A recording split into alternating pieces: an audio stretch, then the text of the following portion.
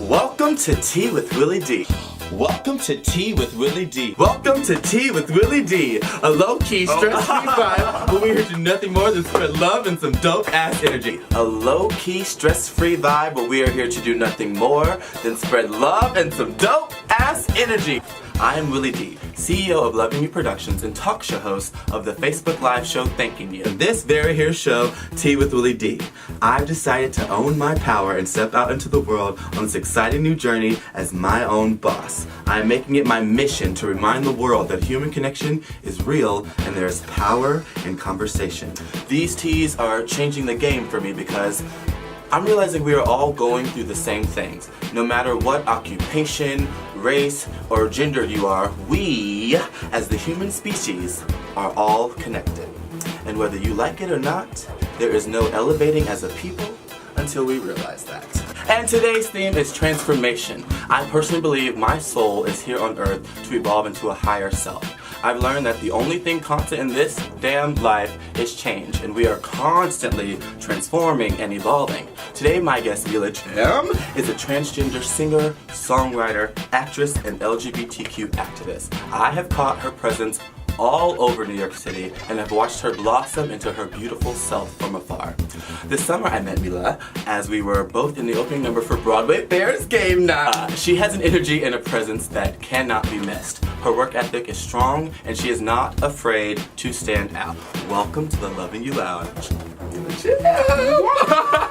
Welcome, darling. Yes. Oh my God. Welcome to the Loving You Lounge. I'm honored to have you here. Welcome to Tea with Willie Dee with my special guest, Mila Jam. Mila Jam, I'm saying correct, right? That's correct. All insecure. A lot of people say Mila. That's what I was like. That's not Mila. It's Mila. Mila Just Jam. think of yourself and sing a note. Okay. Mila. Yes. Will you announce yourself to the world? What do you do? Yes, so hi everybody. I am your local Beyonce, Mila Jam, and I am a pop recording artivist, I like to call it. Artivist. If we do art and combining that with activism, a little bit of activism. Which I also think my activism is less about being like on the front lines, like, you know, just speaking out to people, but more about embodying my experience and telling my stories about my life and just being visible and being out there and speaking up when I feel like I can and I should. I'm from a small town called Columbus, Georgia. Okay. Outside of Atlanta. But ATL, Shawty, I shout out to ATL. ATL, were you close to ATL? Like, I grew up in ATL, and my family lives in ATL now, so I go there a lot. Okay. So I kind of think that Atlanta is home for me. But New York is my home, and then Atlanta is like my family home. How long have you been in New York City? A little over 10 years. Okay. But I've been in New York long enough to become a New Yorker officially. That's what is it 10 years or is it 7? I would say 10 is a good. Yeah, I'm 9 years and 4 months in. You're a New Yorker. I'm a New Yorker. You're like up in there. I'm up in here. What was the dream? Okay, so the dream was to be a pop star. Okay. That evolved from being a theatrically trained, performer, dancer, actor. I grew up in the theater. I did a lot of community theater, and I was like, I'm going to move to New York and I'm going to become a Broadway actor. So it was like, when I moved to New York, I'm auditioning, I'm going to school, I'm doing all these things. You just kind of find yourself along the way. Yeah. But you kind of also know as you're going along the way. So you have the consciousness of like, I know who I am and what's going on, but I don't know how to translate that yet. So it's a lot. That's where I am. and as you go through finding all of that, you kind of you narrow into your purpose, if you're really listening and you're open to it. What's your outlet of activism? Is it more in the singer-songwriter? Some of it's in my music. I just released an EP. It's called Bruised. And in the EP I talk about the journey of going from like being in an abused, emotionally abused, physically abused sort of experience in a relationship to like realizing that and witnessing that you know what it is, and then coming out of it, like finding the light, finding the way to like get past it and to grow out of it. I'm in the right place. I'm just taking because you are everything I needed to talk to the realty about these conversations. I know it's like, but I'm here to promote you as a person, your voice, but as someone who is now running his own business and trying to figure it out. And like, I dream big. I want the Oprah platform, not the money. I just want to be able to speak good into the world, and I want love. Like I think I'm so good at work, and all I really want is like love and someone to be with. So the fact that you're like you just hit a place. You hit a place. I will say there's, as marginalized people of color, people in our own experience, we're often inundated with all the no's and the you can'ts and you won't be this. And I feel like I was born into that. Yes. Which also makes me want to just do it more and go for it more. Yes. And just commit to it more. Yes. Because if you're born into the you can't do that sort of narrative, to me, the journey is like fighting against that. Yes. And so the struggle for me is really what I use. And one thing I'll say is like, my bestie, Laverne, I like to quote her when I can. But she always tells me to stay focused and to never give up. And there are many times where I feel I have never wanted to give up. I have never wanted to give up. No. But I have felt many times where it was like I could. Like, I don't know if you can tell the difference, but I think there's a difference in like being like, I give up, that's it. That's it. Or versus like just feeling so overwhelmed by like, I don't know how I'm going to get there. I don't know how this is going to work. I don't know how this is going to happen. But story of my life. I think at the end of the day, it's like you just don't give up. I love my mother because my mother is such a support. She's my everything. Yeah. We're like, we're like bestie. And not everyone gets to have a mother that's very supportive of their daughter's journey and where she's come from.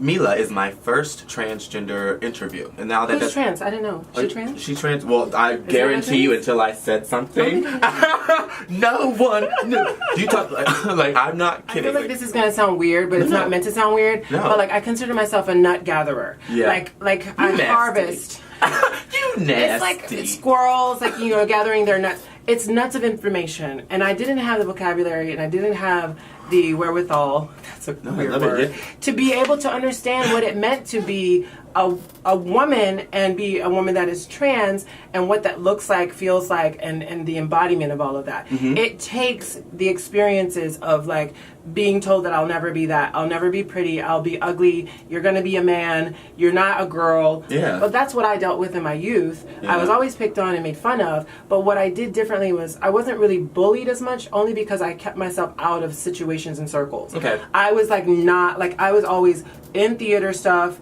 I didn't hang out with certain kids. I was always in rehearsals. I read so much gay history. Did you really? In like the Barnes and Noble borders and the Books A Million of my town. So many little gay boys singing that. Because that's what it was. It was like, this is in the direction of what I feel, and I need to like know a little bit more about that because it's opposite from the world that I'm told to like, think about. Yes. And that's also weird because I'm a woman and I understand myself in a woman's experience and in a woman's way, but like I didn't look like a woman. I wasn't seen as a woman. Felt like I realized I wanted to do the work to figure out what it really meant. What does it really mean to go ahead and say, hey, I'm trans, I'm gay, I'm this, I'm that. That work is so important. And when you can research it, if someone were to ask me, well, what do you say to someone who thinks they might want to transition? Read and research. And I think transitioning at any point in your life, there are things that overlap that we're all going to experience and we all have to go through. We have this perception that like, oh, she's turning it, she's fierce, and she's everything. And I feel like that everything needs to really come from here. Yes. But then like, even if you're straight and if you're a cisgender person, if you're not gay or trans, it doesn't mean that you have to be a certain way. You can just be in your own existence and still be supportive and still be open-minded and still be someone who's an ally. Those are important things. That's what this is about. It's literally just, when I have the conversations, I don't know what I'm going to say or what's going to happen, but it's just, I want to, your life experience will just open up someone else's mind that they may not have ever heard from someone in the actual experience. I was raised with love. That's why I'm who I am. Yes, I wasn't raised to be hurtful or hateful. I was just raised out of love. And I think that's one of those things where when you're young and you're raised a certain way, you just carry that until there's a point in your life where you can actually see a light bulb switch and you go, oh, I don't have to be like that. When did that light bulb switch happen for you? The real bulb went off when I moved to New York. And I'd known subconsciously, and I was just trying to like navigate being in this sort of androgynous space of like, don't really bring up my gender, but I'm also like, my spirit has always been really female. Yeah. And so I realized a dear friend of mine, a sister, a pioneer and icon, I love you girl, the wonderful Candace Kane, Amazing Candace Kane. If you don't know Candace Kane, you please do your homework. She's a legendary nightlife New York staple. And I had a very close friend who took me to see her show. Mm-hmm. And he even saw it one night I went to see her show, and he was just like, I remember seeing your face when you saw her. And mind you, I had seen other trans women before I met her. Mm-hmm. And I'd been on the road, and I traveled with the show Rent, and I did the show for many years. And I just remember seeing a lot of trans women in clubs and performing, and it never resonated with me. Their humanity never resonated with me. Okay. It was always about the look and the spectacle of it. Mm-hmm. And I thought to myself, after meeting Candace, wow, this woman is really smart and well-spoken, and she has like a real existence. Yes. She's not just a character. She's a presence, and she's a person that I felt like I attached to, and I was like, oh my God, you're so beautiful, alongside being beautiful. If you really invest in the work on yourself, your journey, or your transition, and don't worry so much about I look like this and my transition. We all go through that. You do not know what the outcome is going to be. No. You just know, you're just following a roadmap that's internal. And so you're just going with what you know feels right. And now that you are the current you, what is life like? What is your vibes? Where are you going? It's a wild experience. I think of it like, if we only have one life to live, I feel like it's necessary to do what you feel like you need to do to be able to have that best life. A lot of trans people don't get the opportunity to have the embraced fresh start with stepping into just your newness of knowing who you are and seeing that come to fruition, and having people support that and be like, I see you, I'm here for you. Whatever you need, cool, I got you. What are your pronouns? Okay, great. Yeah. I'm going to try to do some of my own work on it to help you feel comfortable and safe. It's hard for me, but me saying that to you is okay. No. It's not always supposed to be perfect, because people are not perfect. My friend Jackson, I met her before, which was a dude. And then I remember watching her transition, and I brought her to a party, and I was introducing her, and without even realizing, I just was naturally saying him. And she was so polite to me, and then we got in the corner, she grabbed the shit out of me, and she was like, I love you, Willie, but you called me him, and I said, you are so right. I know I see it, but I am not present in really. But it's also accountability, and it makes people uncomfortable to be forced to be accountable for your actions. But we have to be. There's no growth without it, in my opinion. There's no growth without it. Well, now we have to move into my favorite section of the show. This is your moment. If you woke up today and this was your platform, and you had the studio audience of millions that are watching us on Facebook right now, what voice do you want to give to the world? What positive message would you like to put onto the universe? I would just say, I think that this time we're living in is one that we need to just strive to stay alive in, and that it's all about, I think greatness is togetherness. If you are really coming from your heart, if you're really working and you're doing things that you're passionate about, those are great things. And I think finding the people to get behind you, to support you, and to be around you with that, that's the togetherness. And I think we can do great things together if we have greatness and togetherness. Mila's killing the game! But now, Mila, if you can... This is the part I like to call your voice. It's the legacy moment. That word makes people nervous, though. Everyone's like, legacy. But when your soul passes on through this life and you've gone through what you've gone through, what do you want to be remembered by? What would you like? I always say we have to make goals for ourselves. So even if we did, what you want the T to be? I think I want the legacy to be a level of authenticity that we have not seen in a business and in an industry that is a lot of smoke and mirrors and about people being something that they're not. I think I want my legacy to be just the visibility, like I was here, I'm doing this, I'm really standing in my truth, and I'm being transparent about it, I'm being open about that, and you can do that for yourself. And I just want people to love themselves. I want people to learn how to love themselves more. We're altering ourselves a lot, we're doing things for other people a lot, and we find information in doing those things, but I want you to know that you are beautiful just being you. When I say I am beyond honored to have you here, it's not even just to blow smoke.